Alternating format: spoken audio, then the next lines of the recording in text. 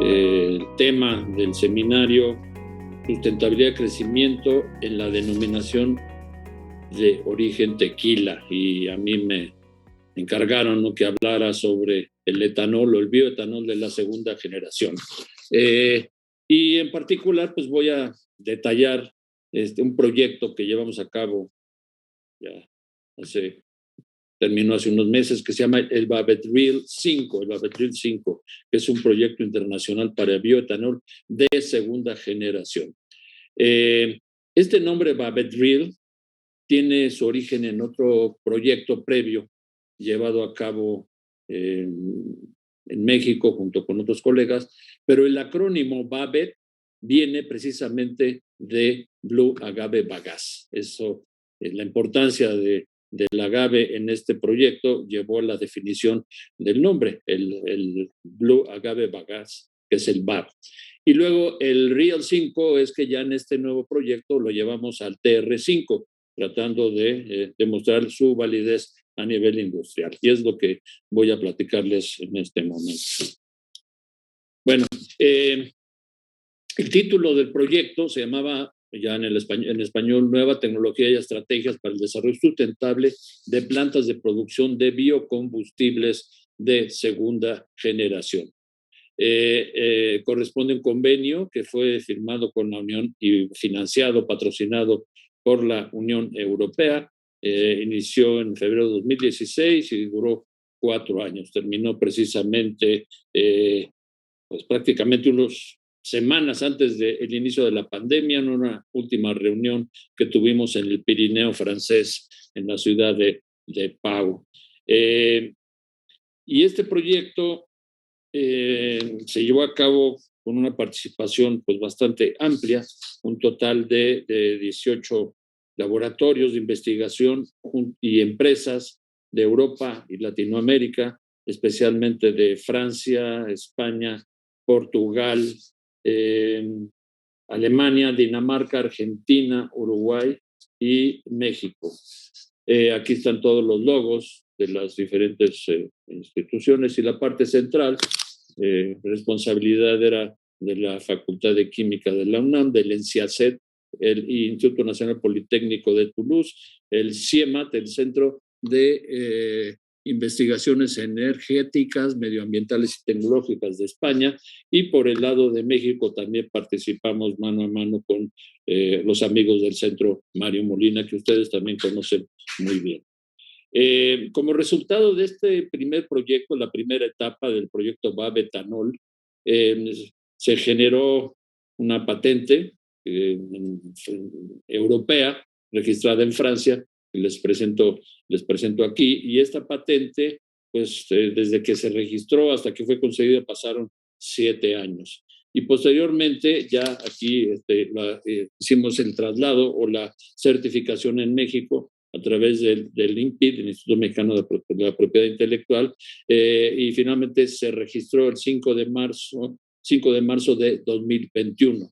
Ya tenemos esta patente registrada en México. Bueno, tratándose de etanol, el procedimiento es súper conocido desde las épocas de Pasteur, con las levaduras, las muy conocidas levaduras que ustedes también conocen muy bien, fermentando la glucosa, que puede provenir de muy diferentes fuentes. Aquí tenemos la representación gráfica de la glucosa, sus 6 carbonos, ¿verdad? 1, 2, 3, 4, 5 y 6, ¿verdad? Y esa podemos decir que es la molécula estrella de la película que vamos a plantear y de lo que tiene que ver con el etanol. Aquí representamos pues los trabajos de Pasteur, donde se ubicó a la levadura como la responsable de las fermentaciones alcohólicas, con 2 productos de diferente origen, uno la uva, el jugo de uva para preparar el vino, y por otro lado, pues el almidón que procede de la malta, de la cebada, una vez malteada. Este ciclo del bioetanol es naturalmente sustentable porque parte de la base que el dióxido de carbono que está en la atmósfera, como ustedes saben, es un gas causante del efecto invernadero que tanto están preocupando a la humanidad, y por lo que tanto trabajó el doctor Mario Molina recientemente fallecido, hace un año que falleció, ¿verdad? Y este dióxido de carbono es fijado a partir de la actividad fotosintética en diferentes productos. De ahí se extraen los azúcares, se lleva a cabo la fermentación, la destilación, hasta el azeótropo, y luego se hace la purificación, desulfuración, deshidratación para llevarlo al nivel adecuado para ser usado en combustible con un nivel muy alto de 99.9%. Durante su combustión, el dióxido de carbono que se genera, pues reciclado a través de esta secuencia que acabamos de describir, y por lo tanto, este bioetanol se vuelve como un combustible sustentable. Ahora, la fuente más barata del almidón, la fuente más barata de la glucosa es este polímero llamado almidón, también muy conocido, donde de los carbonos con los que tiene la glucosa se hacen los enlaces alfa 1,4 expresados aquí de esta manera. Déjenme cambiar aquí las opciones del puntero, se vea más claro, ¿verdad? Y esta molécula lineal con enlaces alfa 1,4 ocasionalmente tiene derivaciones o ramificaciones a través de lo que son los enlaces alfa 1,6 expresados de esta manera. Como el objetivo es tener glucosa, entonces se requiere romper este polímero, y para ello se utilizan las enzimas llamadas amilasas en 3 diferentes etapas. Primero, 4 etapas. Primero, el almidón se humidifica, se gelatiniza en agua y con calor, se hace, digamos, un atole, y una vez que tenemos ese atole, se agregan primero las alfamilasas, con los cuales se disminuye o se rompen estas moléculas muy grandes en menores, llamadas dextrinas. Después se agrega otra enzima llamada pululanasas, con las cuales se rompen las ramificaciones, los enlaces 1,6, para dar dextrinas lineales. Y finalmente la glucoamilasa, que lleva a cabo cortes del extremo hacia adentro, ¿verdad? Una por una, para ofrecernos o darnos como resultado final la glucosa. Y es el proceso que se utiliza para fermentar la cerveza, y todas estas etapas de hidrólisis se llevan a cabo agregando un poquito de enzimas, pero aprovechando las propias enzimas que tiene la cebada al germinar y formar la malta. Bueno, y aquí tenemos una representación, creo que es el Parlamento en la ciudad de Iowa, en Estados Unidos, donde pues vemos ahí a un autobús, ¿verdad?, que está usando biocombustible o bioetanol a partir de dicho maíz. Y sin duda el almidón es la fuente más barata de energía por la enorme producción que tienen los Estados Unidos de maíz amarillo, en lo que se le conoce como el cinturón del maíz, en las planicies de Iowa, de Kansas City, de Missouri, etcétera, etcétera. Y entonces es la fuente más barata del almidón. Sin embargo, el hecho de que los granos y los cereales, y el maíz en particular, pueda ser y deba ser utilizado para alimentación humana, siempre lleva a una preocupación y a un asunto de ética y de un problema moral, de que no debe utilizarse para energía algo que es para alimentos. Entonces, esta manera de producir el etanol se le conoce como el etanol de primera generación. Hay otra segunda alternativa, que es utilizar lo que conocemos muy bien, que es el azúcar de caña, la sacarosa del azúcar de caña, pero en términos comparativos la producción de etanol por esta vía es mucho menor comparada con la que se tiene para el almidón de maíz. Quizá Brasil es el único sitio donde hay una alta producción de etanol a partir de caña de azúcar. Entonces, ante esta disyuntiva y este problema de ética, a pesar de ser la fuente más barata, se generó un nuevo esquema, una nueva idea, un nuevo mecanismo, ¿no?, de producción de etanol, aprovechando que hay otro tipo de productos, que es la biomasa, que también es rica en glucosa, como veremos en un momento. Y entonces esta publicación habla de los productos químicos, ya no solo los combustibles, sino productos químicos basados en biomasa. Y esta publicación de la Chemical Engineering News, de la muy reconocida Sociedad Americana de Química, nos habla de una primera cosecha de una industria joven, Y esto parte del esquema ya planteado, ¿verdad? Resumido de esta manera. Una vez que se fija el dióxido de carbono atmosférico a través de la fotosíntesis, se obtiene la biomasa, el material vegetal, y de ahí, pues como vimos, se puede producir el combustible, en particular etanol, aunque no es el único combustible, está también el butanol y otras formas, ¿verdad? Pero la glucosa que se obtiene por esta vía también puede ser fuente de otras materias primas interesantes, como son los polímeros, polímeros masivos, ¿verdad? Pero también para productos finos, para productos de altísimo valor con bajas cantidades, como pueden ser los de la industria farmacéutica o la de los cosméticos. Entonces, esta vía es, en lugar de la petroquímica, es la bioquímica, digamos, pongamos de esa manera. Y en lugar de la refinería de petróleo, es la biorefinería de lo que estamos hablando. Entonces, es una sustitución total de materia prima.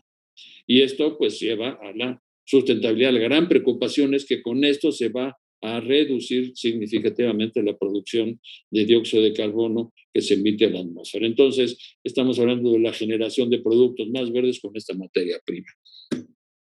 Esta gráfica es interesante porque habla de, en rojo, la producción de etanol de primera generación, ¿verdad? A partir de almidón, y desde 2012 aproximadamente, entonces ya se mantiene esta producción de etanol del almidón, y empieza a surgir el etanol, pero ya de celulosa, el etanol celulósico, por lo menos datos hasta 2019, ya las extrapolaciones a 2021 y 2022, yo no sé cómo estarán debido a la pandemia, ¿verdad? Ya todo el colapso ecológico que hubo a nivel del mundo. Pero en fin, esto ya habla de entonces la segunda generación de etanol, la producción de etanol a partir de estos compuestos o esta materia prima que llamamos biomasa, pero un poco más específicamente en términos químicos se le llama la lignocelulosa. Y es lignocelulosa porque tiene a la celulosa, que es la que nos interesa tener como fuente de glucosa, pero viene asociada con otros componentes como son la hemicelulosa y la lignina en las proporciones que estamos viendo en esta transparencia. Y la lignocelulósica pues, es el material orgánico más abundante en nuestro planeta, así que no tenemos una limitación en ese sentido, pero el objetivo pues, es aprovechar los residuos que se generan al utilizar de manera industrial esta lignocelulosa, como vemos en las actividades agrícolas o como vemos en industrias agropecuarias, o aserraderos, fábricas de papel, etcétera, etcétera. Entonces, o inclusive basuras domésticas o basuras de ciudades. Entonces, esta sería la materia prima que habría que trabajar. Bueno, entonces, la celulosa es, como decíamos, el polímero análogo o muy similar al almidón de maíz, pero también muy diferente. Y esa diferencia, quizá imperceptible, pero con altas consecuencias, es que el enlace 1,4 expresado aquí no es alfa, sino que es beta. Está, digamos, hacia arriba en lugar de estar hacia abajo. Y la consecuencia de este enlace beta es que la celulosa forma capas, digamos, lineales o sábanas, ¿verdad?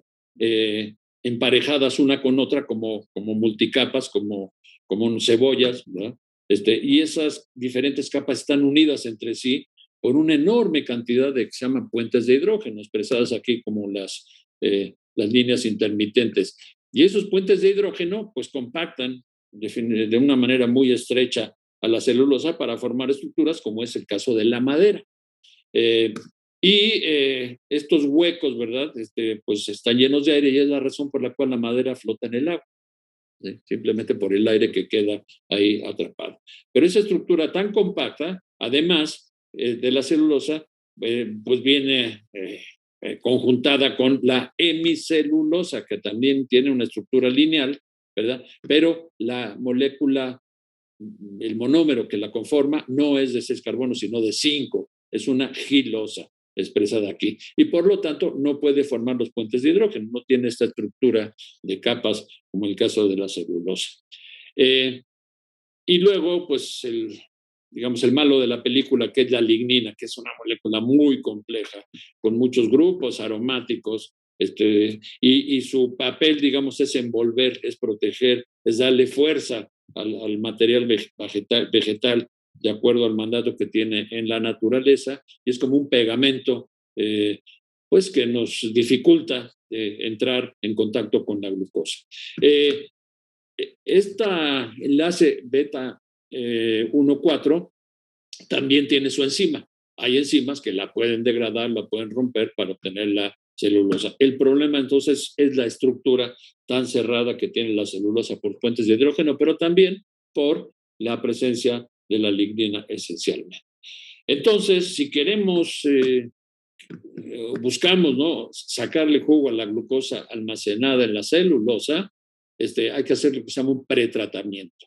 Aquí tenemos esquematizado, ¿no?, en azul las moléculas de celulosa, la hemicelulosa en verde repartida ahí, interaccionando de diferentes maneras, pero sin una estructura totalmente definida, y la lignina atrapando todo. Entonces, hay que romper esta estructura para permitir que las enzimas celulasas, las celulolíticas, puedan romper a la glucosa. Y es interesante cómo en la naturaleza se resuelven todas las cosas. Y lo vamos a ejemplificar con este esquema de una termita. Es una termita. Las termitas, ustedes saben de qué viven, pues de masticar madera, de masticar celulosa, de masticar ligno celulosa. ¿Y qué es lo que ocurre? Lo primero es con sus dientitos, muy finos, ¿verdad? Lo que hacen es moler la madera hasta tener partículas muy, muy finas. Y una vez que ingresan al tracto digestivo, ahí hay una cantidad enorme de microorganismos con diferentes capacidades de sintetizar enzimas, que son las que llevan a cabo esta degradación o esta hidrólisis de la celulosa y los otros componentes para formar azúcares libres, y luego los azúcares son a la vez fermentados por los microorganismos a un nivel anaerobio en el interior de los intestinos, generando hidrógeno y CO2 y mucha energía con la cual pues vive y sobrevive la termita, y esa es su misión. El producto final, en este caso, es metano, lo cual sale al exterior, ¿verdad? Es como el estómago, el equivalente estómago de un rumiante, como de una vaca. A diferencia del proceso fermentativo con la levadura, que el producto final del metabolismo es el etanol, en este caso es el metano. Entonces, lo que tenemos que hacer es replicar lo que hace la termita, nada más que pues, en lugar de a nivel de unos cuantos microlitros o no me atrevería a decir hasta microlitros, digamos, que están en los intestinos de la termita, nosotros que tenemos que replicar esto, pero a nivel de muchos metros cúbicos de volumen. Pero bueno, resumiendo entonces, las 3 etapas básicas son el pretratamiento, que se trata de romper las estructuras, un poco con fuerza mecánica, con fuerza química y con temperatura. Después, llevar a cabo la sacarificación una vez que están disponibles o ya liberadas las interacciones entre las moléculas muy grandotas, y la celulosa y la hemicelulosa pueden ser convertidas a sus monómeros básicos, la glucosa y la gilosa. Y finalmente viene el proceso ya de fermentación, eso ya muy conocido, para que de la glucosa y la gilosa obtengamos el etanol. En todo caso, pasando después a la etapa de destilación para obtener el etanol combustible. Aquí es pertinente precisar que las levaduras comunes y corrientes no consumen la gilosa, no pueden producir el etanol. Sin embargo, ya hay mucho trabajo genético, y de hecho en el proyecto Bavedril nosotros trabajamos con una levadura francesa modificada genéticamente que sí tenía capacidad de asimilar la gilosa y producir también etanol. Entonces, digamos, ese problema técnico ya está resuelto desde hace tiempo, y estas levaduras son comerciales y sin ningún problema. Bueno, entonces, de eso se trata nuestro proyecto. Sin embargo, hay voy a decir, lineamientos, unas restricciones, en parte que los imponía la Comunidad Europea en su convocatoria.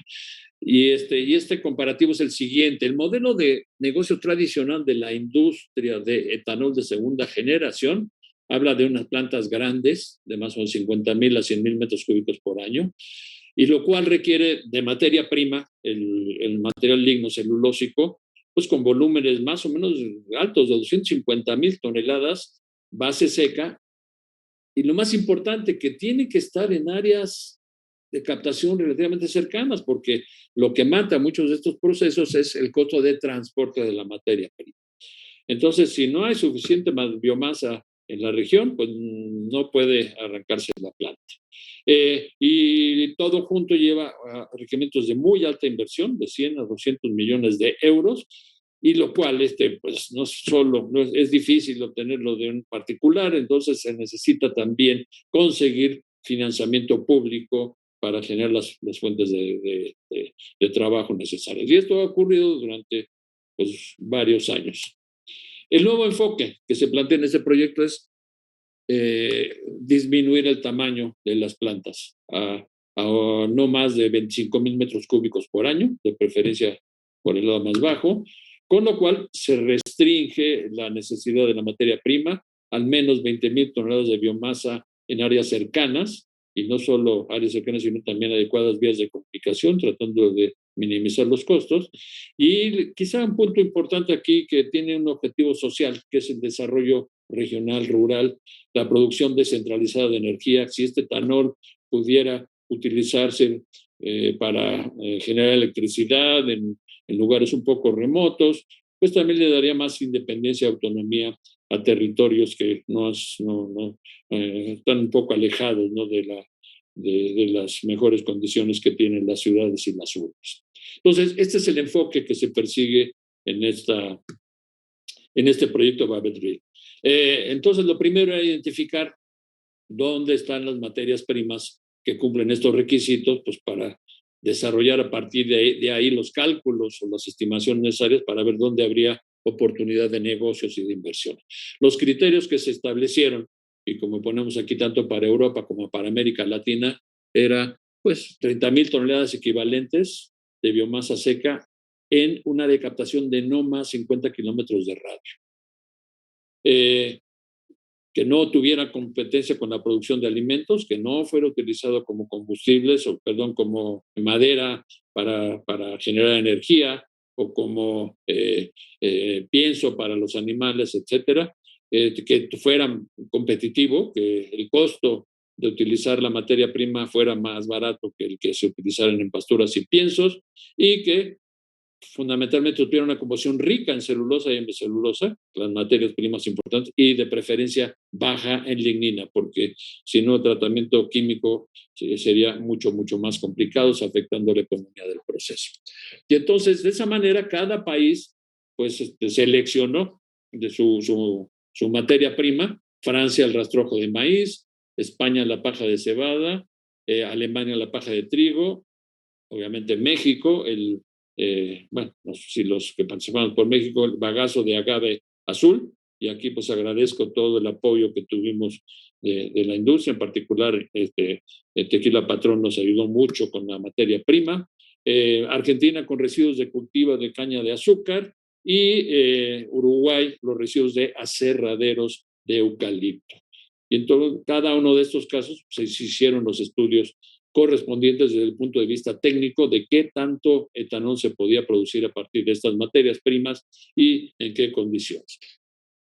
Entonces, los objetivos, además de reunir los requisitos económicos, era tener cero residuos sin ningún desperdicio, que todo pudiera ser, que no hubiera, digamos, una adición de residuos peligrosos o de gases contaminantes hacia la atmósfera que pudieran ser cuestionados desde el punto de vista ambiental. Sí queríamos tener como objetivo importante el que fuera un proceso prácticamente verde en su totalidad. Entonces, bueno, la biomasa, las tres pasos ya conocidos, pretratamiento, la sacarificación y fermentación, y finalmente la destilación deshidratación para obtener el bioetanol como combustible. Bueno, en este procedimiento, durante la etapa de pretratamiento, se genera un residuo, que veremos en un momento, ¿verdad? Un lixiviado, y ese lixiviado pues, es un un licor, un líquido que recolectamos en un punto, y por otro lado, lo que ustedes conocen muy bien, que son las vinazas del proceso de destilación. Esos residuos también se juntan en lo que sería una cuarta etapa de evaluación para sacarles alguna economía a estos residuos en lugar de echarlos al medio ambiente. Y aprovecharlos quiere decir utilizar una digestión anaerobia, similar a la que se lleva a cabo en el estómago de la termita, para obtener metano y un residuo final que puede ser utilizado como fertilizante o combustionado para obtener calor y electricidad. Y un residuo generado en estos procesos es necesariamente el dióxido de carbono. Entonces, ese dióxido de carbono, evitar que se vaya a la atmósfera y sacarle también algún provecho como dióxido de carbono para uso industrial. Estas líneas punteadas lo que refieren, lo que quieren decir son las etapas donde se llevó a cabo experimentación, donde se llevó a cabo investigación para ver cada una de las materias primas qué rendimiento tenía y qué tan aptos eran para proceder a una etapa posterior. Y después, con esa información más, datos de la literatura y el conocimiento que tenían las empresas participantes, se hizo ya una simulación a escala industrial utilizando la paquetería CIMA Pro, para ver cuáles eran las rutas y las vías más adecuadas para cada una de las materias primas analizadas. En términos del pretratamiento, lo que teníamos o lo que trabajamos todos los diferentes grupos, era este núcleo básico, que es, digamos, ya muy trabajado y muy conocido por los colegas franceses del Instituto Politécnico de Toulouse, que es el proceso de extrusión de doble tornillo. Doble tornillo se puede ver aquí en esta gráfica. Esta es la salida del extrusor con las dos como bayonetas, ¿verdad?, que corresponden a los dos tornillos que van por adentro. Y cada uno de los tornillos tiene una serie de arreglos con componentes, ¿verdad?, con diferente geometría y diferente funcionalidad. Entonces, algunos son como los verdecitos aquí de puro transporte, otros son de molienda, como pueden ser estos cafecitos, y otros son donde aquí tenemos estos, por ejemplo, que van como al revés. Son como tornillos que tienen la inclinación al revés. Y lo que hacen es retener a la materia prima, forzar que suba la presión en el interior, y eso tiene un efecto destructivo, porque a la hora que se libera esa presión, entonces hay como una expansión del material, y esto pues ayuda a desestructurar toda la materia. Las ventajas, grandes ventajas bueno, además aquí hay puntos de entrada. Esto está ejemplificado con la materia entra, empieza a transportarse, y en el punto, la primera flechita, ahí se agrega sosa. Se agrega sosa porque la sosa ayuda mucho a desestructurar el material, rompe mucho los puentes de hidrógeno, y además se establece una zona de calentamiento que puede llegar hasta 120 grados centígrados, más o menos fue las condiciones que manejamos, ¿verdad? Después de este calentamiento y tratamiento con sosa, que dura segundos, es un tiempo de resistencia aquí muy cortito, entonces se agrega ácido para neutralizar a la sosa, se enfría el material, se enfría con enchaquetado correspondiente, ¿verdad? Y ahí es donde sale este residuo. Este residuo tiene esencialmente al agua que fue utilizada tanto para proveer la sosa como el ácido sulfúrico, más el lixiviado que ocurre al romper la materia prima, y hay una buena extracción de la lignina que está presente en el material original. Y este residuo es lo que va a ir eventualmente junto con la vinaza a la fermentación anaerobia. Una vez que está a temperatura ambiente y pH neutro, entonces en este punto se agregan las celulasas y las semicelulasas, ¿verdad?, para que en el resto del extrusor empiece con un contacto muy íntimo entre el material ya desagregado o desestructurado junto con la enzima, que empiece ya la sacarificación, o sea, la formación de la glucosa y de la de la gilosa. Y entonces a la salida viene esta mezcla ya muy íntima de enzima con sustrato, y esto puede meterse a un tanque agitado, ¿verdad?, para continuar la degradación. Puntos muy importantes aquí es que no hay adición de agua de lavado, solo el agua con el cual se transportan la sosa o el álcali, la base y el ácido, ¿verdad? Y lo más importante es que se puede operar de manera continua, o sea, la productividad no para, más que de vez en cuando darle algún mantenimiento, alguna limpieza, si es que esto se requiere. Entonces, esas son las ventajas. Como digo, el tiempo de residencia es muy corto, puede ser, depende, claro, del tamaño, ¿verdad? Pero no pasa de unos cuantos minutos ya en extrusores más o menos altos. Aquí tenemos un ejemplo, bueno, una foto del extrusor que tenemos en la Facultad de Química. Este extrusor fue obtenido, son caros estos equipos, ¿verdad? Gracias a la primera etapa del proyecto Babetanol. Ahí pueden ver todos los puntos de entrada, como les comentaba, la sosa, el sulfúrico, el filtro donde sale el lixiviado, la adición de enzimas, y por el otro lado, pues la salida. Aquí está la tolva de alimentación de la materia prima. Esta es una foto de la salida del material, donde es recuperado una vez que fue degradado y ya con la enzima adicionada. Entonces, por eso al proceso se le llama bioextrusión, simplemente por el hecho de agregar las enzimas. Este es un equipo de laboratorio, pero ya de mayor escala, que tienen los colegas de Francia, el Instituto Nacional Politécnico de Toulouse, con una capacidad de trabajo de 10 kilos por hora. Prácticamente es lo mismo. Aquí la única particularidad es que a la salida del extrusor es alimentado directamente un tanque agitado. Este tanque agitado con su mirilla, ¿verdad? Y ahí es donde continúa la etapa de hidrólisis de los polímeros que están en la parte de la sacarificación. Y también en esta bioextrusión, en el tanque de sacarificación, puede agregarse la levadura. Entonces, no solo hay sacarificación intensa, sino que paralelamente ocurre o va ocurriendo la fermentación. Por eso se le llama SSCF, Simultaneous Saccharification y Co-Fermentation. La fermentación y la sacarificación ocurriendo de manera conjunta. Hay otra cosa aquí, otro modelo, pero bueno, eso no es importante comentar. Entonces, esas son opciones que se tienen en estos dispositivos. Y esta transparencia, esta foto, corresponde a un extrusor con la misma funcionalidad, pero ya a nivel piloto. Esto también está en el Instituto Politécnico de Toulouse, y ya un factor de 10, 100 kilogramos por hora en ese extrusor piloto, o ya digamos semi-industrial.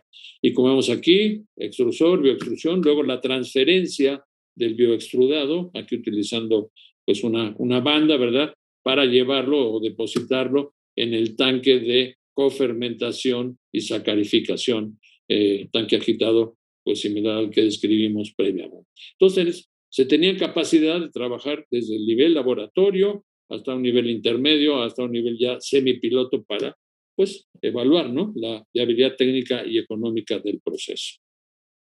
Y por el lado de los residuos, como comentábamos, estaba el filtrado, el lixiviado, que sale a mitad del extrusor, y también las vinazas, esto a un digestor anaerobio, con la particularidad de que, bueno, como tantas digestiones anaerobias, se produce el gas sulfídrico, el ácido sulfídrico, que es sumamente tóxico para los humanos, pero para los seres vivos, pero también inhibe la fermentación anaerobia.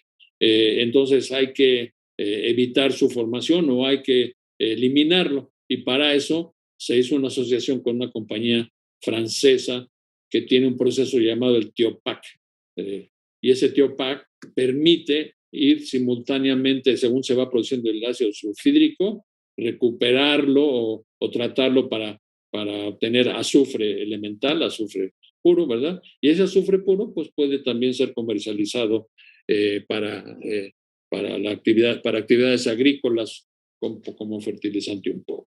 Y como decíamos, pues la fermentación anaerobia, una vez resuelto el problema de sulfídrico, se obtiene biogás, se purifica, y se puede obtener el biometano. El digestato nos puede dar energía, minerales o inclusive agua de proceso en forma de condensado. Bueno, y aquí una transparencia pues, que ustedes conocen, corresponde, ¿verdad?, a las cantidades de bagazo que se produce en la industria productora de tequila, y esto pues es no solo el problema ambiental, sino cómo resolverlo. ¿Verdad? Materia prima, lignocelulósico, ¿qué tiene? ¿Qué beneficios tiene? Bueno, una baja cantidad de lignina comparativamente con otros productos, una buena cantidad de celulosa, ¿no? Una muy buena cantidad de celulosa, y además una ventaja es que este residuo ya fue tratado térmicamente, ya estuvo sujeto a una degradación, a lo mejor un poco preliminar, ¿verdad? Pero ya no está la estructura lignocelulósica tan compacta como ocurre en otros materiales, entonces baja lignina y un pretratamiento térmico nos ayuda a tener resultados interesantes, y de hecho les adelanto, de los residuos estudiados, pues el bagazo de agave tuvo siempre muy buenos números. Aquí tenemos una gráfica de lo que corresponde a nuestros resultados. Los resultados ya que obtuvimos aquí en Facultad de Química. Aquí estamos para el bagazo de agave, lo que sería la sacarificación, el rendimiento de hidrólisis. Esto correspondiente al rendimiento teórico. ¿Qué porcentaje con respecto al rendimiento teórico para un tanque agitado con 20% de sólidos, 20% de consistencia, y el trabajo 50 grados centígrados pH 5, que son las condiciones óptimas para las enzimas con las que trabajamos. Estas enzimas fueron donadas por la compañía Novozymes, que es el gran gigante holandés productor de enzimas, y estas enzimas, pues la verdad es que trabajaban muy eficientemente. Hicimos en este trabajo, en esta gráfica que estoy presentando como ejemplo, un comparativo de las diferentes bases o los diferentes álcalis que se pueden utilizar, comparado sosa con la potasa, con el hidróxido de potasio. ¿Cuál era el objetivo? Bueno, definir cuál de los dos nos convenía, porque el potasio tiene la ventaja de que al terminar en el residuo final tipo fertilizante, le puede dar un valor agregado al fertilizante. Mientras que el sodio, al contrario, el sodio no es bien visto, o altas concentraciones de sodio no son adecuados, ¿verdad?, para emitirse como aditivos a los suelos agrícolas.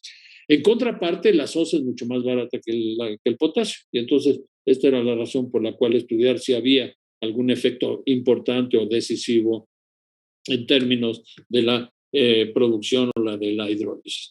Y entonces aquí vemos el rendimiento de la glucosa en azul y para la gilosa en verde, cuando se utiliza sosa, mientras que los grises corresponden a el potasio, a la potasio. Bueno, pues como se puede ver, sí hay un mejor rendimiento para la sosa que para la potasa. Finalmente acabamos decidiendo que era más conveniente, que no justificaba el potasio su posible beneficio en la venta del producto final. Pero bueno, aquí lo que vemos es que se llegaba hasta prácticamente 90% de hidrólisis para la glucosa, y la gilosa pues también un valor bastante interesante.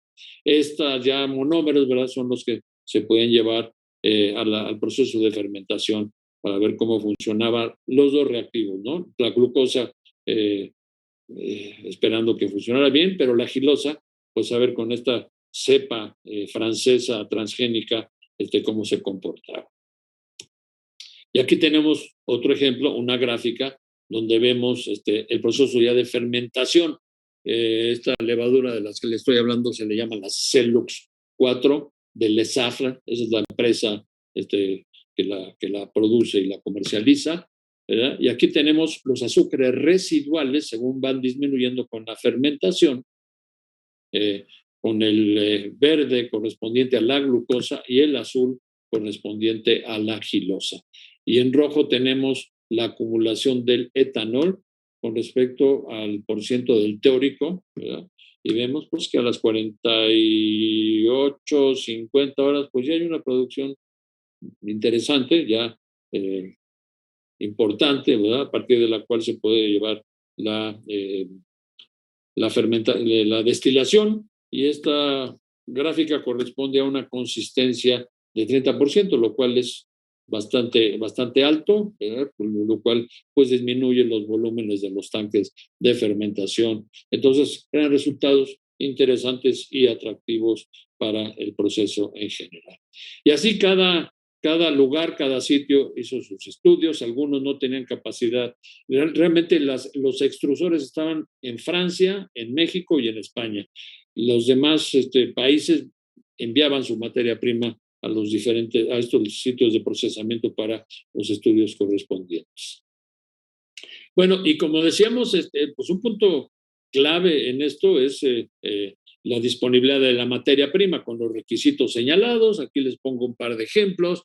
Este es el caso de Alemania, que trabajaba con paja de trigo y rastrojo de maíz. Aquí vemos la escala de los 50 kilómetros, que era como una de las restricciones del proceso, ¿verdad? Y dos zonas donde sí se cumplían los requisitos de la disponibilidad de materia prima, como para poder ubicar esta posible planta de producción en cualquiera de estas dos zonas representadas en este mapa. Y algo parecido presentamos aquí para el caso de Argentina, que tenían dos sustratos o dos posibilidades, los rastrojos de maíz, ubicados en la región de Córdoba, ¿verdad?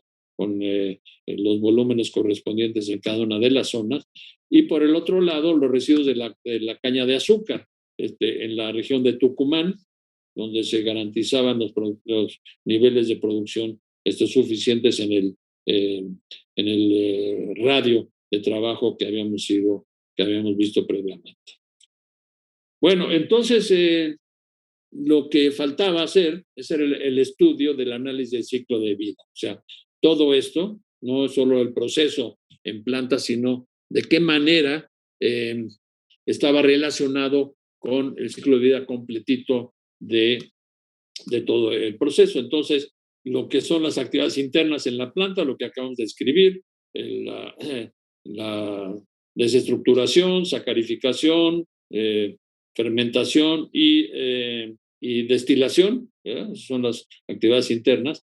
Pero antes de eso, pues tenemos las actividades externas, las actividades aguas arriba y, por ejemplo, la biomasa, cuánta energía y qué huella de carbono tiene para su producción en el campo, lo correspondiente a su cosecha, su acopio, su transporte y su descarga, los productos químicos, ¿verdad? Todos los gasosa, el ácido sulfúrico, cuánta huella de carbono tienen, y las enzimas, aunque parecen pocas, ¿verdad? Pues se tenían que traer desde muy lejos. Entonces, ¿a cuánto corresponde todo esto? Y luego las actividades aguas abajo, si los productos finales eran, como sean el etanol, pues hay que transportarlo a instalaciones de almacenamiento, el metano, transporte directo al cliente o por carretera, hay que llevarlo en pipas, los lodos hay que llevarlos a los agricultores y luego los agricultores, en fin, todo el estudio completito del proceso de manera integral. Y el dióxido de carbono, si es que se puede aprovechar, que es un requisito importante para evitar que sea no considerado como un proceso verde, pues en qué forma se va a transportar al cliente o al distribuidor y quién lo va a purificar. Y finalmente algo similar con el azufre para poder comercializarlo. Entonces todo este trabajo se hizo con la paquetería de CIMAPRO, ¿verdad? Y se fueron definiendo cuáles eran los proyectos más definidos. Hay 3 o 4, ¿verdad? Por asuntos confidenciales esto pues, no se puede plantear. Y en nuestro caso del agave, el estudio no se llevó a cabo, no hicimos este trabajo completo, esencialmente pues porque nosotros no teníamos un financiamiento muy adecuado por parte de la comunidad europea, como si lo tenían otros proyectos, por diferentes razones, porque CONACYT entró todavía era previo, era en el gobierno del PRI, no le echemos la culpa a la 4T, pero CONACYT entró ya a controlar estos procesos porque México pasó de categoría de un país en vías de desarrollo a un país ya como otra categoría de desarrollo, y entonces los trámites se tenían que hacer ya no directamente en la Comunidad Europea, sino aquí a través de CONACYT. Y hubo ahí un poco de desajustes porque no estaban muy al tanto de cómo funcionaba eso, etc. Entonces tuvimos un presupuesto bastante reducido y eso limitó un poquito estas etapas finales de evaluación de la materia prima. Pero bueno, los datos están disponibles como para poder dar el siguiente brinco. Así que las conclusiones de este proyecto, de este Drill 5, son, primero que nada, que el proceso de extrusión fermentación ofrece una interesante alternativa para valorizar residuos agroindustriales a través de la producción de biocombustibles renovables como el etanol. Los resultados que hicimos nosotros en la UNAM, dicho proceso ha sido probado con éxito a nivel laboratorio al emplear el bagazo resultante de la industria del tequila. Se requiere validarlo a una mayor escala de trabajo. También nunca llevamos este material hasta la planta piloto ubicado en la ciudad de Tarbes, en Francia. Y aquí, pues esta experiencia también nos ha dado nuevas ideas, nuevas interesantes posibilidades. Y en los últimos años, pues el sargazo ha sido un gran problema de nuestras costas en el Caribe mexicano. Y entonces podría representar una materia prima apropiada para su estudio en un proceso similar, aprovechando todo el know-how que hemos señalado. Hemos hecho algunos estudios preliminares y bueno, es otra naturaleza esa materia prima, no tiene tanta celulosa, es más bien alginato lo que tiene, y entonces la fermentación ya no es tan eficiente. Pero en fin, seguiremos explorando algunas posibilidades para eso.